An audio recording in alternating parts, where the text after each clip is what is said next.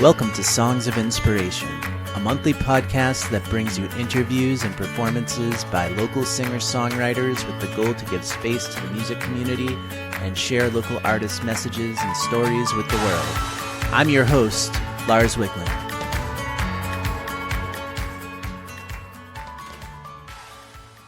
Welcome back, everyone. On this month's episode, we talked to Dwayne Haggins, a singer-songwriter from Framingham, Massachusetts. Since early 2017, Dwayne's been on a quest to make a living playing music, leaving his mark on dozens of bars, restaurants, and scattered clubs across eastern and central Massachusetts. His distinctive sound has generated a rare sense of excitement and possibility throughout the area's musical community. He's often been described as the love child of Hank Williams and Sam Cooke, and the John Legend of rockabilly. Dwayne has cultivated a unique blend of country and blues with a vocal style that's all his own. He has shared the stage with big names such as Kebmo, Joe Bonamassa, George Thorogood, and many others. I'm really pumped to have him here on the show today, so without further ado, let's dive into the interview. Hey everyone, I'm in the studio today with Dwayne Haggins. Thanks for being on the podcast, Dwayne. Thanks, Lars. Happy to be here, man. Awesome. So I gave some highlights of your career in the intro, but it's always good to start at the beginning. So can you tell us a little bit about how you got started with music?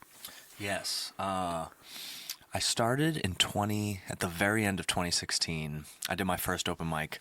I realized I was procrastinating and being scared to actually perform. So once I realized I was doing that, I decided I have to do an open mic before I turned 21. Mm-hmm. And my 21st birthday was December 30th. That is my birthday every year. That was a bad joke. You shouldn't have laughed at that, Lars. So it was like 2 weeks out from that. So I was like, okay, so I have to do an open mic right away. And I did it at Main Street Cafe in Concord, Mass. And the people, the open mic is no longer, but the people that used to go there regularly are so inviting, and a lot of good musicians that go there, people that are just doing it for fun, and some people that maybe are trying to do it as a career. And it was a perfect place to start because it was just so welcoming. And after I did it that first time, as nervous wreck as I was, I decided like, oh, okay, I think I want to do this now. Very cool. Yeah. Nice. Can you tell us who your greatest mentor was or influence musically? Or influences? Influences, yeah, because they would be kind of separate answers. Yeah, there are a few, as far as influences, Sturgill Simpson is probably the first influence that I had. Seeing him on Conan O'Brien's show made me really interested in what he was doing, and I ended up looking at tons of videos of him online, and I saw this one video of him playing a song called Medicine Springs, and it inspired me to go and buy a guitar the next day and start learning, and that was in 2014. And then after that, it turned into a lot of the old country guys like Waylon Jennings. Like when I was first starting to perform, I used to, before going out, I would watch live performances of Waylon Jennings just because he seemed so comfortable on stage. And I would try to take all of that in before going and performing. And even though the only difference is that one reason he seemed comfortable is because he was on a lot of drugs. So that was the only difference. But still, just watching somebody that seemed comfortable on stage, it already just made me a little bit more comfortable. So I would watch tons of videos of him. So he was a big influence in the beginning. And then the songwriting and playing of Hank Williams, just the simplicity of everything just was really inspiring. And I've always been inspired by somebody that can make something so simple really good, because I think that sometimes is the hardest thing, oddly enough, to do, is make things simple, where our minds just go in and try to complicate everything. So when you see somebody doing something in such a great way, but it's super simple, it's very inspiring. I always find it. So a lot of those old country guys were very big influences in the beginning. And then as far as mentors, a lot of the people that I met when I first started doing music were the most influential, or mentor, Bruce Marshall, local musician who's played around for 40, 50 years. He's always been a mentor to me. and I could just name a few other guys like Tim Feeler, he's a local bass player, and Mickey Roach, another player of many instruments. And, you know, a lot of those guys were the first people that just gave good advice or did the first gigs that I was doing with me. And I took in everything I could because I knew absolutely nothing when I first started doing music. I was just starting from scratch, like, oh, I guess I do this now. I don't know, I guess I do this now. So, yeah. Very cool. Nice. That was a super long answer. No, it was a great answer. Okay, good. When did you decide you wanted to start pursuing music as a full-time thing? Probably when I first started doing it, because at that point I'd kind of already realized I couldn't do a normal job. So I was already in thinking of what I could do that's not like a day job and not having a boss. Music wasn't really, or never was a thought like, oh, maybe I'll do music, surprisingly. So at that time I was just trying to figure out what I was going to do, but I knew I couldn't do something normal. My brain just couldn't take that after doing a lot of day jobs. So it was probably right when I started. As soon as I did that first open mic, I was like, okay, this is what I'm going to be trying to do. And I'm going to do it until I get some huge sign that I shouldn't be doing it, that this is what I'm doing. Mm-hmm. And luckily, I feel like I've never gotten that sign yet. So that's great. Very cool. Yeah. So what would you say the biggest challenge has been kind of pursuing music as your career? I would say it's probably as a front man and like the lead, it's probably managing everything. Mm-hmm. Like working for myself, I've always liked that because that's what I've always wanted to do. Mm-hmm. So I think that's good, and I always have been proud of my discipline. Like, it's because it can be very easy to just do nothing or wake up whenever you want or not, slack on things when you're working for yourself. But I haven't had an issue with that. It's more just the difficulty in managing all these different parts of it, because the performance is, in a way, especially in the beginning, such a small part of what we're doing. Mm-hmm. And as in, the importance is not small, but there are all the other things that go along with it. The, emailing and, negotiating for yourself. And then when you have a band, trying to add it or, line everybody's dates up together. And then when one person all of a sudden has to fall out for something, figuring out what you're going to do there. And then when a venue gives you a date, and then some of the band you have to wait, and it's like all of that stress of that. Yeah, that's always tough. Yeah. So that, I would say that's all of that stuff that comes around, all the back office, I guess, parts of performing and being a musician is, I would say that's the most difficult part. But you get used to it too, just like anything else. It still can be a stress at times. Yeah. And probably the biggest stress, maybe.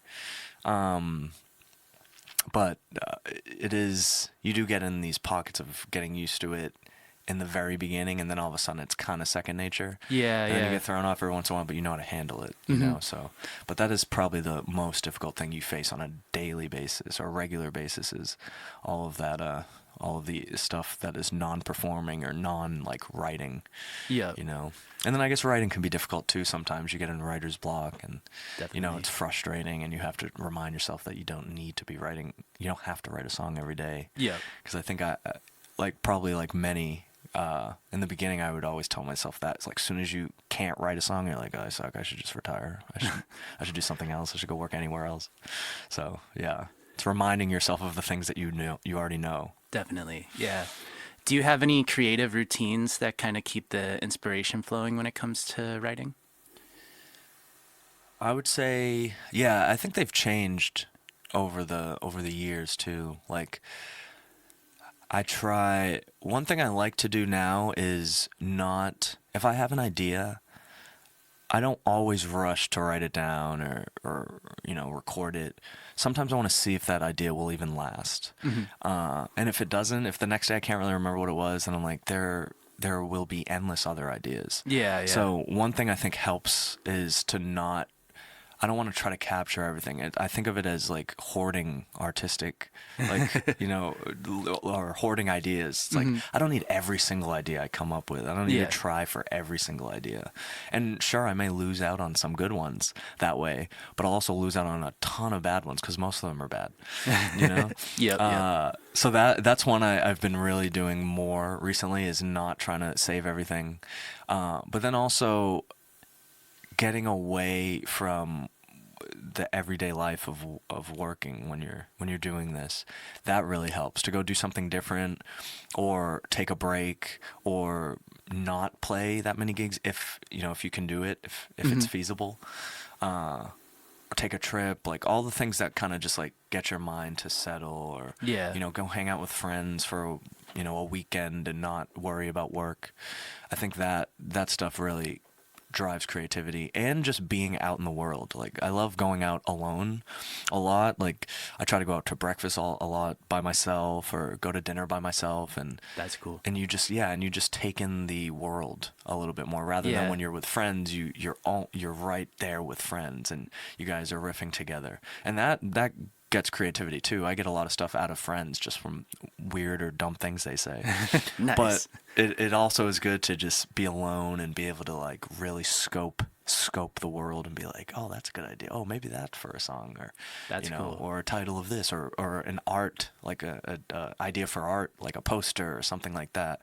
Everything that goes around music too, like, is very inspirational. So I try to just like always do that. Always kind of use alone time for the good of what I'm doing. That's cool. I've done that myself, doing like in the artist way, they call it like an artist date or something, like go out and just that's good too.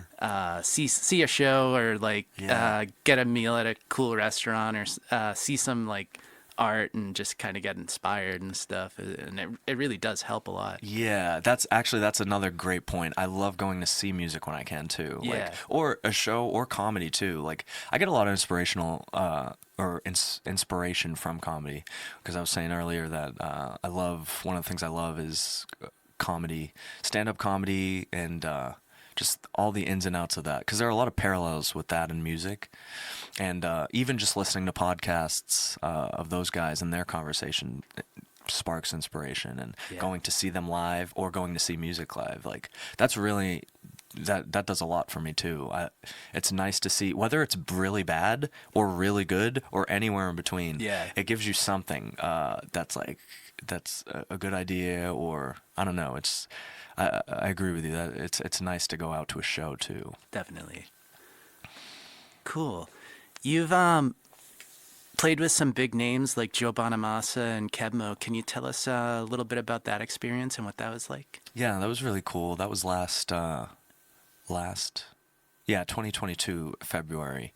We did the Joe Bonamassa Keeping the Blues Alive cruise. Me and the band, and we weren't sure how we'd feel about the cruise part of it, because none of us had ever been on a cruise, or ever wanted to be on a cruise. But the idea of like a festival cruise seemed cool. And it was. It definitely probably exceeded our expectations as far as the experience itself. That's cool. And then also, sometimes just with artists, you don't know how people are going to be. So like, you don't know if people are going to be, kind of shitty or not. Or like very like, I'm a star kind of. But nobody that I came across, and we met like most of the people on the ship, and nobody was like that. So that was really refreshing and cool to know that I was like, oh, these are just all cool people that are doing the same thing as us, and everybody's in like a different area of their career. Cool. So it was really cool. There's so in the cruise, you mentioned Kebmo, so it's a quick funny Kebmo story.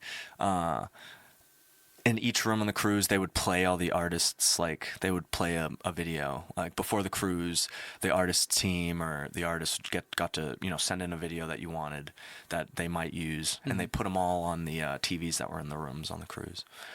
And so we had a couple in that rotation, and the day that we got off the cruise, everybody's going to either their cars they have, or buses that are going to the airport or wherever everyone's going.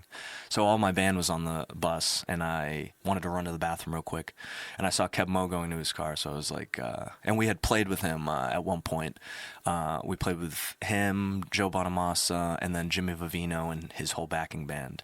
It was for the last night of the cruise. It was the artist all-star jam. So each artist got up there and played a song with all those guys.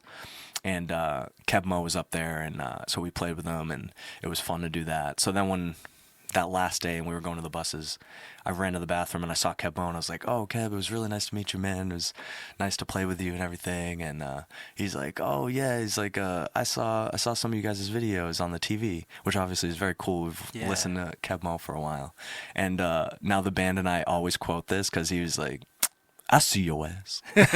Nice. So every once in a while, any situation we could get, the band and I were always like, "I see your ass. I see your ass."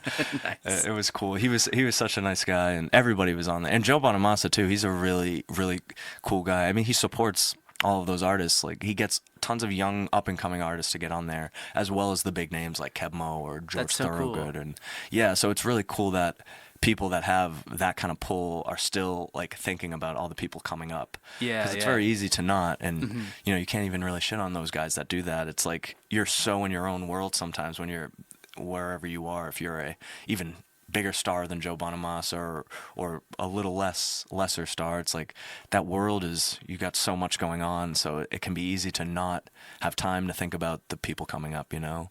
So for him to put that effort into doing that still that's really cool, and he was a really nice guy about all that too. So That's awesome. Very yeah, cool. that was a good experience. It was fun. It was really, and it was a different experience too, as when you're coming up, you have to play such a variety of shows locally. So you can do your ticketed shows where you get your fans to come out, and then you are playing sometimes in a restaurant where no one maybe is there for the music, and maybe they like you, or maybe they don't care at all.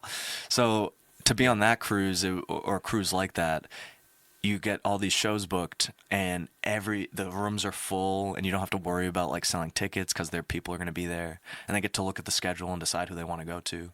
But there are so many people that are there on the cruise too to come watch you, so it's you're not afraid of like, oh, I hope there aren't 5 people at this show. Yep. So it's like that. To have that taken off your shoulders and just be able to be like, oh, we have a show tonight, and we just get to play and like really craft a show, rather than like, oh, I got to fit the vibe of this bar or fit this, we got to do it because of this. So that was a really good experience to have a week's worth of shows that we could just basically think only about music, walk up on stage, and then play a show, and for people that really are just there to watch music and That's see a great. band. So Yeah. that was the best part of that, I'd say. Yeah, that you grow a lot of as an artist. I Yeah. think doing that type of stuff. Yeah. Oh, so true. Like, I took so much away from that in a way of like, man, I wish we could do this more. Like, not even just a cruise. I mean, just like that's what you're striving for, or many of us at least, is to be able to just play shows and just be able to focus on crafting a show and being like, oh, the arc of this show, maybe we could do this, or songs like this, or rather than having to think about every other part of it. Yeah. So yeah, that was cool. Very cool. Awesome. I really like the vocal style that you use. It's definitely a blend of a bunch of different artists, sort of sound, sort of.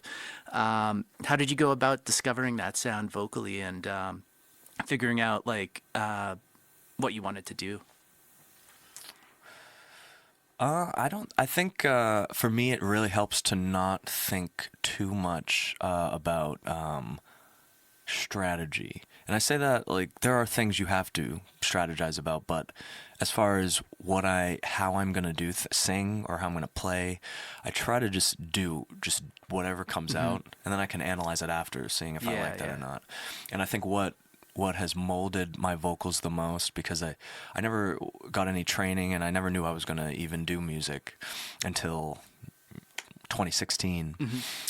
So it's listening and finding all these different artists that I really like. So I started just listening to country music guys, and when I listen back to my any like recordings I have early when I first started, I hear this kind of like more of a southern thing, which I hate because I don't want to sing like a southern person, because I'm not, versus like there's a style of singing where it's like soul, and sometimes that you might sing a word that doesn't, you won't necessarily say the word like that. Yeah. That's a different thing to me.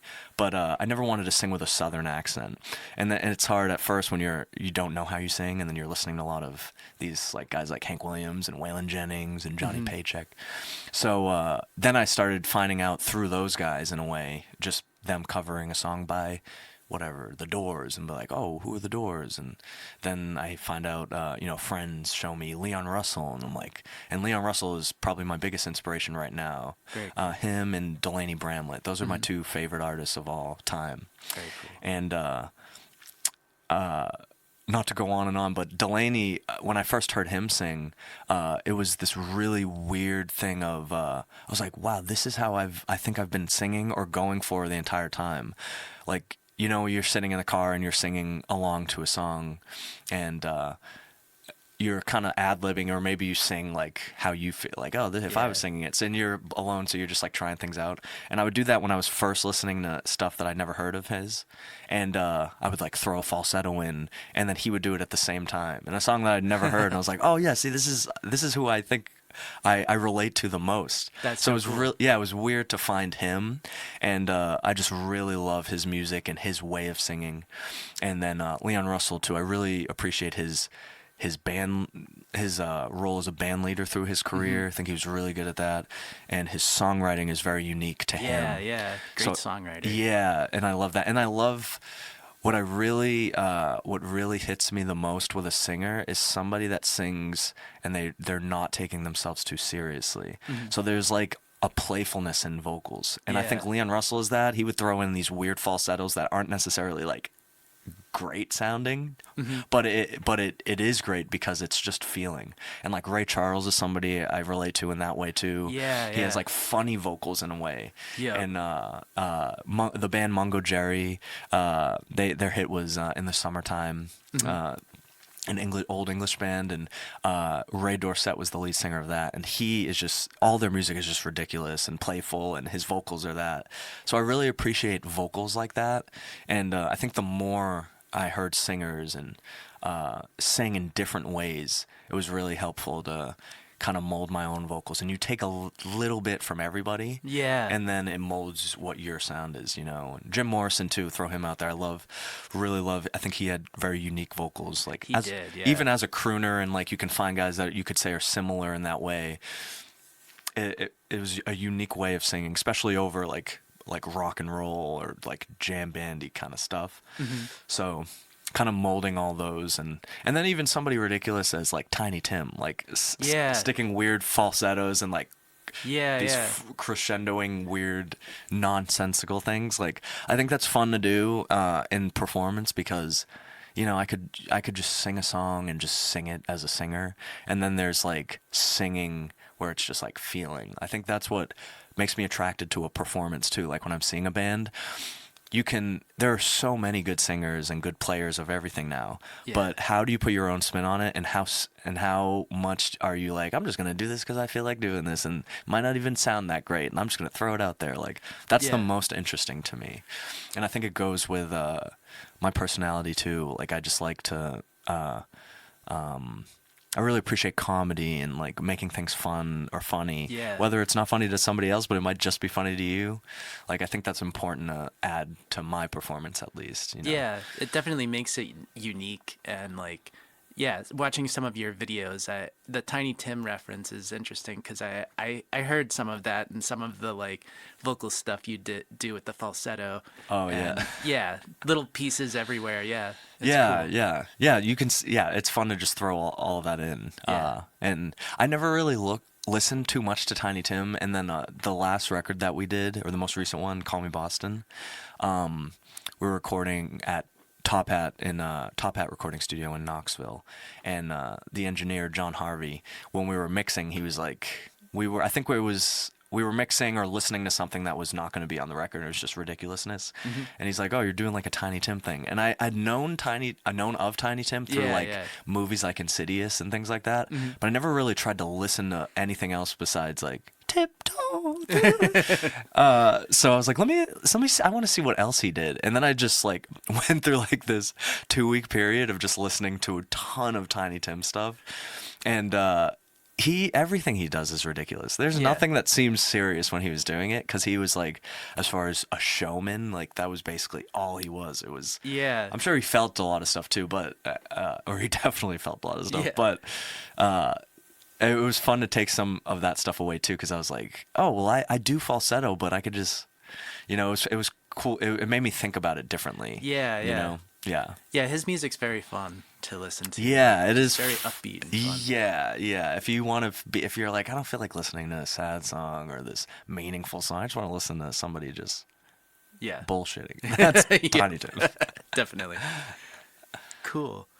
From listening to your songs, one that I really liked and stuck out to me was the song Vivian. Can you tell me a little bit about how you wrote that song and the story behind it? Yeah. That song, so when I used to rehearse regularly with the band, or at least the first orientation of the band. And Will Wood is my bass player. He's who I've played with as far as a regular band. I've played with him longer than any of the other guys. Mm-hmm. And usually I'd bring songs, which I was always happy about. But I want people to be honest always when I was bringing a song to the band. Like, if a song sucks, I would like you to tell me it sucks so I can think about it differently, or decide that maybe I disagree and I don't think it sucks. Mm-hmm. And Will, over everybody else, would be the last person to not like something or say, like, he never really would say something about like, I don't know about this, what about this? And Vivian I wrote as a completely different song at first, and I think it had a shitty title like Goodnight Sweetheart or something bad that wasn't actually good. And when I told Will, we rehearsed it once as just a one-on-one rehearsal, and he, at the end of it, he was like, oh, what's that song called? Because he was just putting it in his notes. And I was like, it's Goodnight Sweetheart. And he's like, really? And he's like, that's the title? He's like, I don't know about that. So it made me rethink the entire song, because it's like, Will never says that. So I went home that night and rewrote the entire thing. But I kept the music, because I liked the music of it and the chords and the melody. So I went home that night, rewrote the entire lyrical content of it, and just brought it to the band the next day, and then we rehearsed it as that. But the song itself, it was just a story, because the first one was about, I don't even remember what it was about. But when I went home, I was just trying to think of a different concept, and I thought of a concept that is just, a guy that is trying to say sorry in so many ways, basically. And I don't know why it spoke to me in that way then, but it was a very easy song to write. Mm-hmm. And I think a lot of the time, the easiest songs for me to write are when I'm challenged to write a song in a way. Whether it was that situation where he's like, I don't know about this title, and then I went the extreme, was like, oh yeah, the title sucks and the whole song sucks actually, and rewrote the entire thing. Or somebody being like, oh, you should write a song. You like thinking of, we have an idea together. He's like, oh, you should, if you don't write a song like that, I don't know what you're doing. Like, things like that really motivate me to write a song. That's cool. It's probably like competitiveness from when I was younger, even though I don't feel competitive in art and music, mm-hmm. but if I can be competitive against myself as far as writing, I like it really drives me. So that song just came from one of a rewrite where I really liked the music of it. And I also am attached to writing songs with names. Mm-hmm. I think I like that because it's like you get to put an identity to something, mm-hmm. and I think that's fun in writing. It's fun to choose a name and then be like, who is this person, or who. If the protagonist in the song is somebody talking about the person, who is that person to Vivian, or I really I like writing songs. I have so many songs that are just women's names or a name, or mm-hmm. I just like that. So that's cool. That is a cool challenge to kind of make an identity around a name. That's cool. Yeah, and I appreciate you liking that song. That's my mom's favorite song too. Oh, nice. Yeah, so a lot of the people that come to see us like that one, which it's always interesting to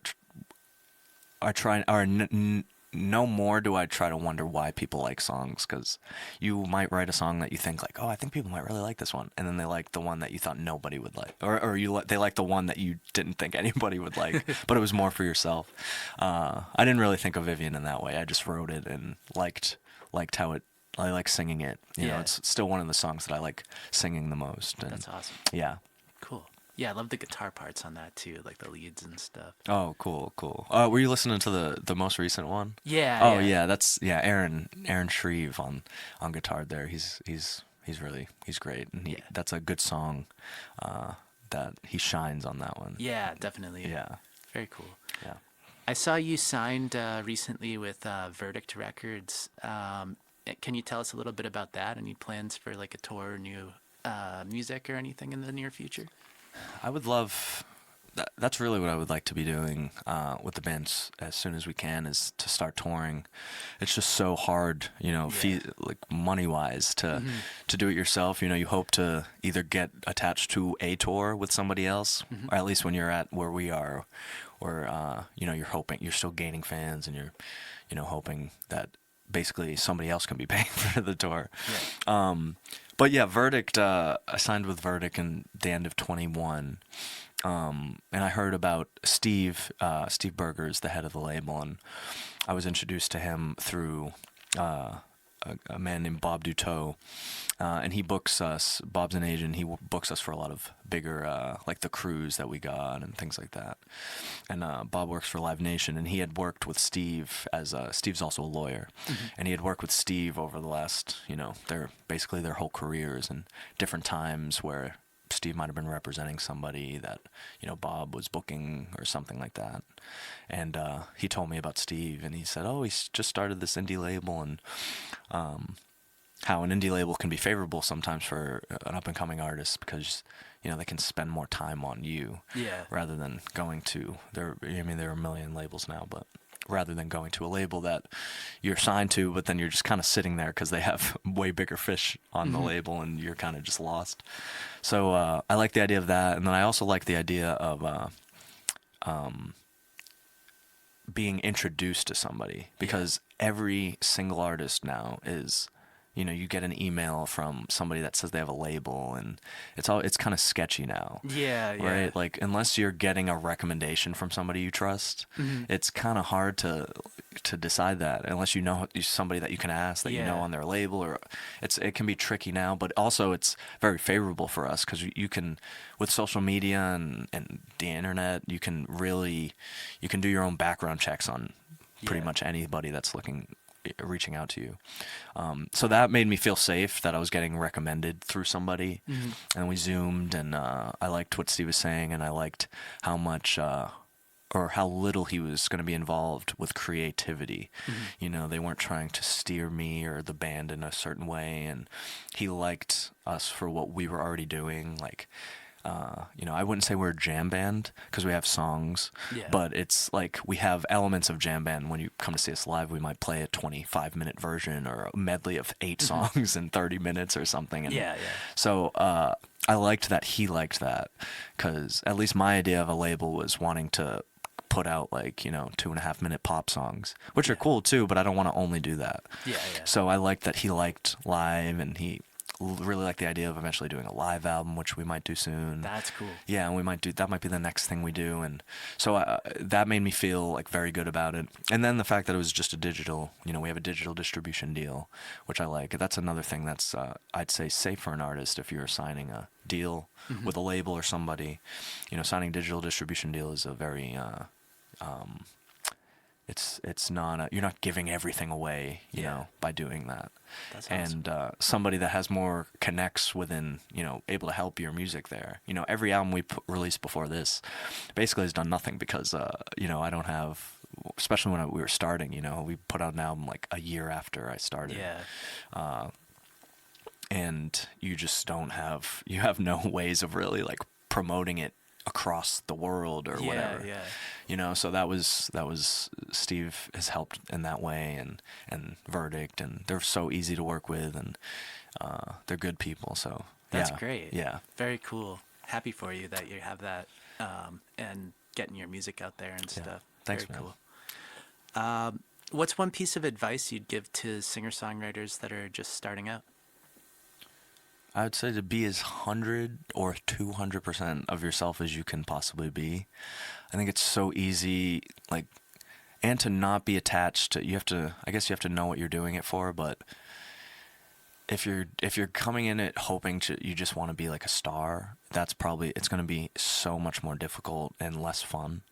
You have to really make sure you're passionate about it, and that you're not putting a time limit on it. Mm-hmm. Anyone that's starting, like, if it doesn't work out in 5 years, then I'll go back to school or I'll do this. Like, if you're thinking that, you should probably just go to school right away, because whatever success you want, it could take 5 years, it might take a year, or it could take 15 years or 20 years. Mm-hmm. So you have to really, really like it and love it and be passionate about every part of your artistry and performing, and then it'll make all that other stuff we were talking about earlier easily, like doing all the back office stuff. You do it and you're fine with it pretty much, because you're like, well, I don't want to be doing that, I don't want to have to go back to work and do this. Mm-hmm. And then to really be yourself, because it can be easy to see what's working for somebody else and try to do that, but if you're just being yourself and 100% of yourself, nobody else is going to be that. Yep. So you're at an advantage if you're just being yourself, because people have a reason to come see you. Yeah. Why come see a copy version of somebody else when they could just go see that person?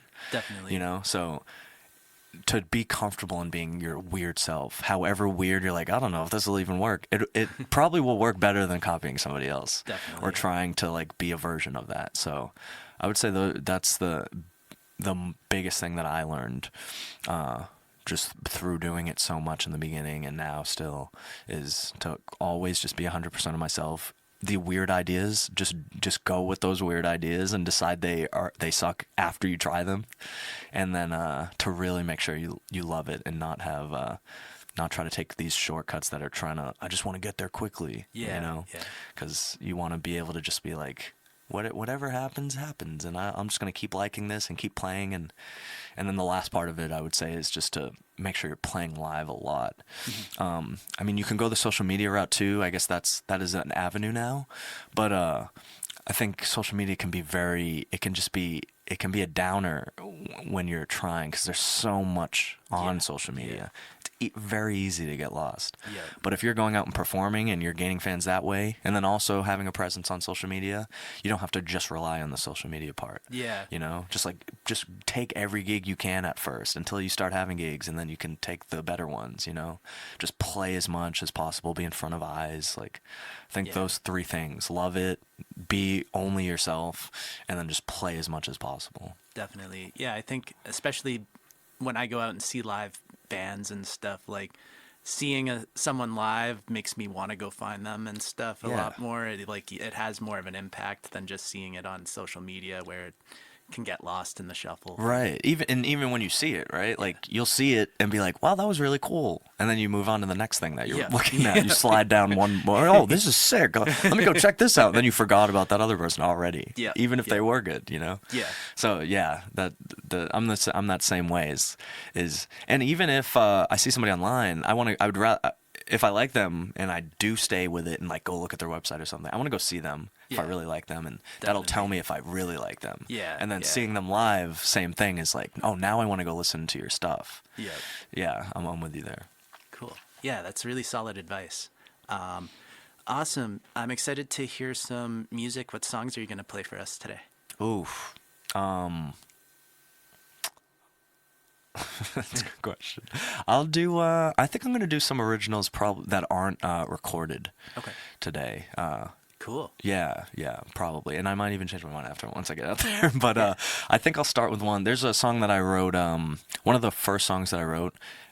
It's called Black River. Mm-hmm. And real quick, I'll say that when I first started, I heard artists saying, like Hank Williams, he would say, like, if a song can't be written in 15 minutes, it's not worth writing. So I used to put a timer on myself and try to write it in 15 minutes. And then I heard, like, Waylon Jennings say, like, sometimes it takes me, or I heard Sturgill Simpson and John Prine talk in an interview. And they were like, like 30 minutes, or if it's past that, the song's going to be bad. And then I heard Waylon Jennings say, like, sometimes it takes me a day, a month, sometimes it takes me 10 years to write a song. And that made me realize, like, oh, there aren't rules. Like, you shouldn't put a time limit. Like, a song might take tons of time to write, or it comes out in 5 minutes. And so when I was writing Black River, it was the first song where I was like, okay, I really like this song where it's going, so let me just sit and I'm going to take my time with it and not try to bang it out. So it was the first song that I was actually really happy with. And then also in the beginning of like writing that song that you're really happy with, you're like, I'm never going to write another song again. This is it. So that was the first song I felt like that with, and I've just been waiting to record it, and I just been trying to settle on a way to do it. So nice. I'll play that song, and do you want to know all of the songs right now? No. Okay.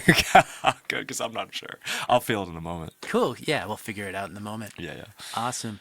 Cool. Well, thank you for taking the time to talk today. Of course, man. Thanks for having me. Yeah, let's hear some music. You got it. Cool. This song's called Black River.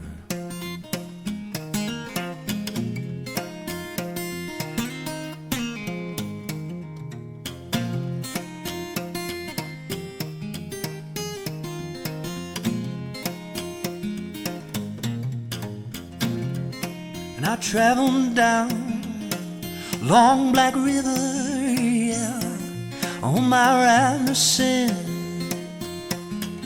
Forsaken souls of greed and gore line these dark waters, yeah, or shadows creep within. Roll your boat down the way, yeah, see those silent screams. Black River, you know it bends and ripples up ahead, never ending it seems.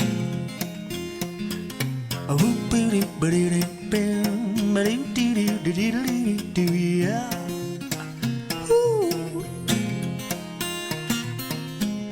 I catch sight of a palace up ahead, a beautiful light beam, and I begin to roll along so rapidly. The closer I get, the further it seems.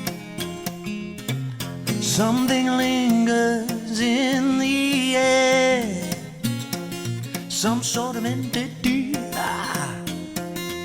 The hair on my neck stands up and it's frightening, and I feel it staring back at me.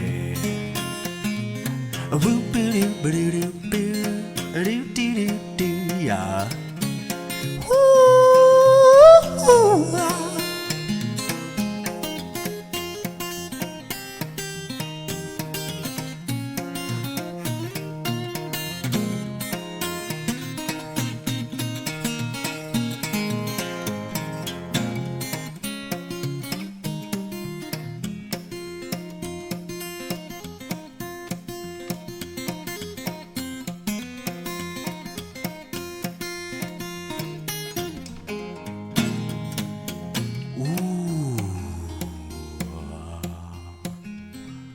Faint crashing sounds are heard of a waterfall, and it gets loud then real soft.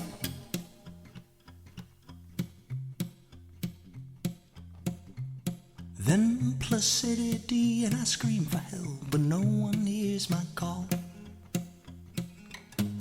Storm brews in the sky, wind blows hard and I shiver. Please take me home to warmth, and I've had enough. Or is it eternity on Black River? Or is it eternity on Black River? Or is it eternity on Black River? Oh, I'm talking, yes, I'm talking about eternity. I'm talking, yes, I'm talking about eternity. And I'm talking, yes, I'm talking about eternity.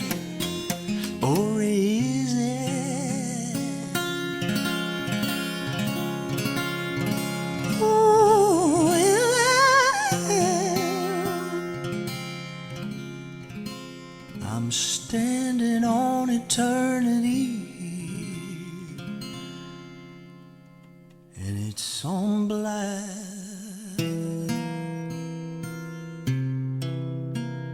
Ooh, ooh, ooh.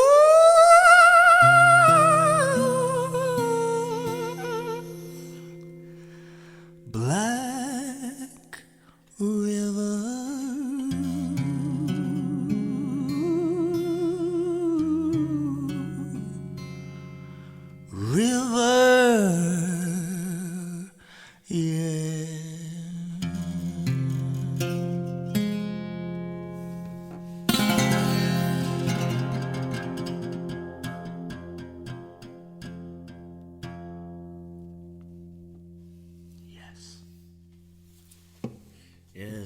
Yes. That one's called Black River.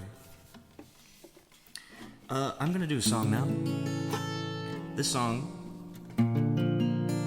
is on our new record, our most recent record, Call Me Boston. This one's called Space for Two.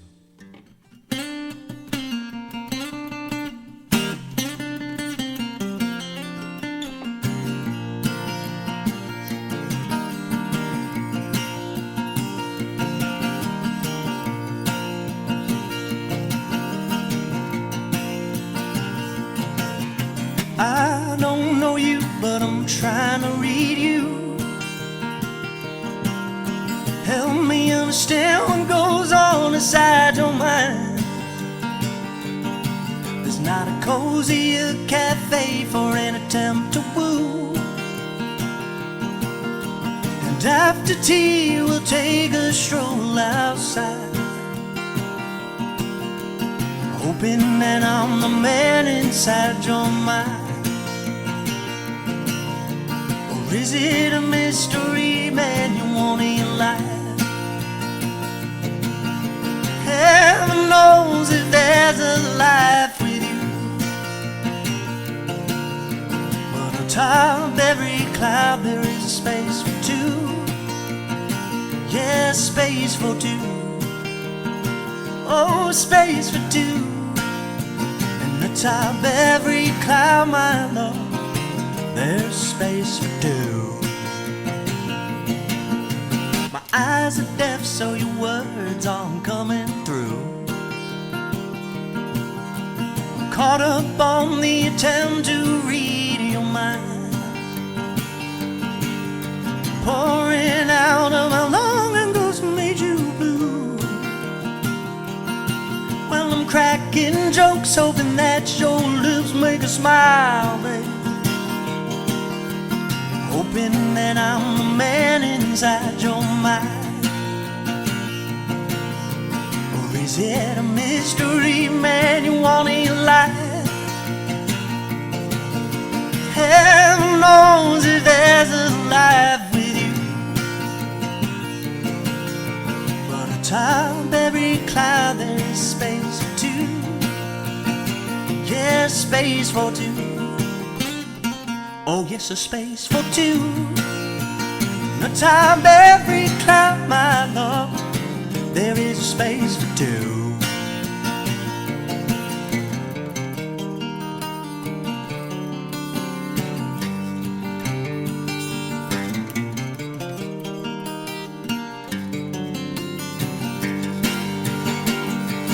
Ooh, I wanna be always on your mind, yeah. All the time, all the time. Heaven knows if there's a life with you. Oh, but on top of every cloud there is space for two. Yeah, space for two. What a space for two. On top of every cloud, my love, there is space for two. And I know I'm jumping in love. Ooh, yes, I'm like a kangaroo.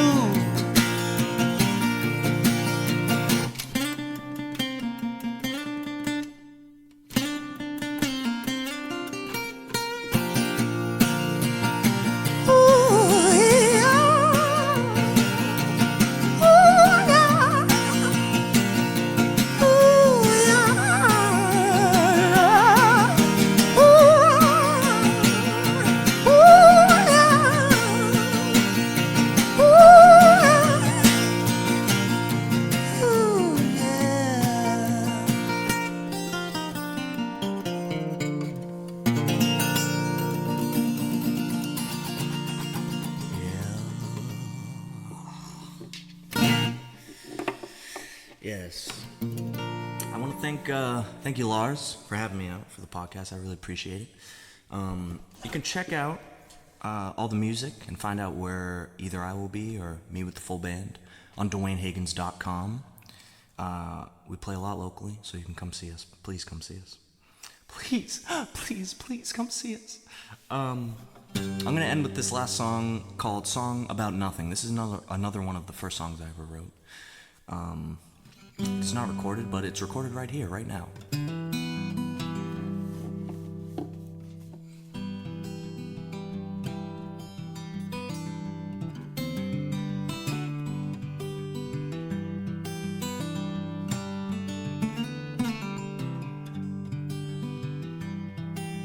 Come on, everybody, let's gather round. I got a song for you, I'm sure it won't put you down. And it's a song about nothing, yes, I mean nothing at all. A lyrical mess spiraling down the fall. A song about all people and how we die. And if we're lucky, we'll hitch a ride up to the sky. And they say there's a man up there with a long gray beard,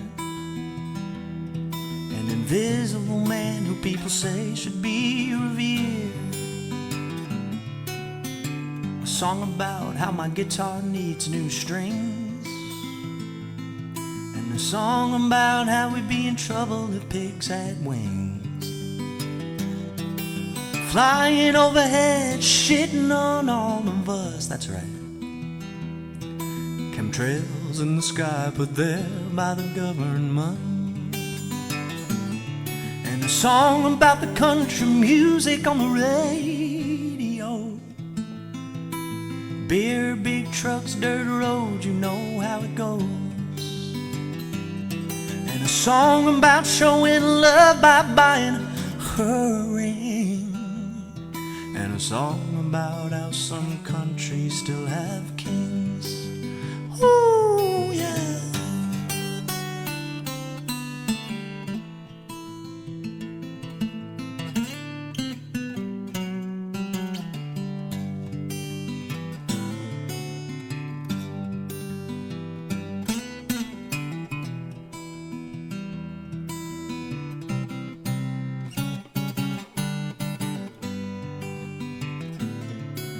Tell me to watch the news to educate my mind. What a perfect way to come home and unwind. No, it isn't. A song about a couple of fools storming Capitol Hill. Grown men with selfie sticks and they're dressed to kill. So where do we go? Where have we been? There's really nothing like living, I'm loving this life of sin. And imagine a place where everything goes swell. Well, I'ma tell you, that sounds to me like the perfect kind of hell. So cha-ching, the money rings, it's all about making the cake. We're all talking monkeys in space, for goodness sake. Joe Rogan said that. We could be living in a virtual reality. It's a song about, I don't know, it beats the hell out of me. Yeah, good night, everybody.